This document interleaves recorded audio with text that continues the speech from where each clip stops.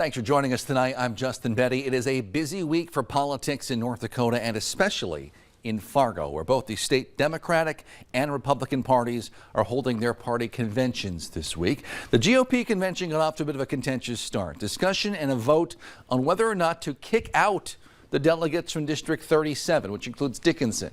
The complaints involved whether the district did its nominating process correctly. It was eventually voted that the group could stay.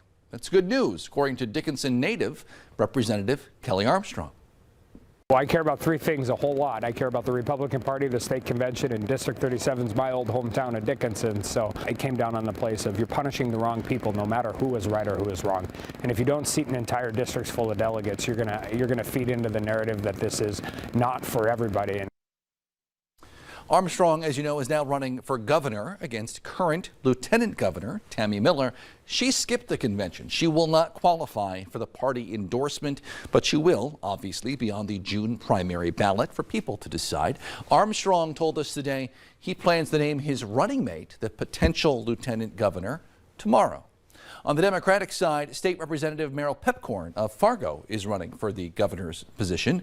Today, the party named candidates in a few other races as well. Justin Gick has details. Day one of the Democratic MPL's convention kicked off with a lot of pomp and circumstance as delegates arrived to begin the important business of endorsing candidates and also being amongst other fellow Democrats. Chair of the Democratic MPL says the message of the convention is simple. We actually are the party that represents real solutions for real people.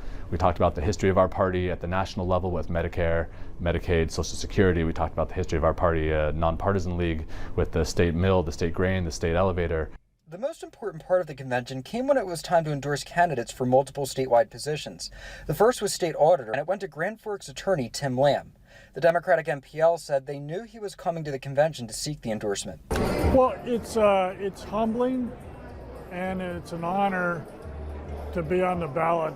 I was on the ballot 2 years ago for Attorney General, at this time for State Auditor, and the State Auditor position is probably as great as the Attorney General for accountability.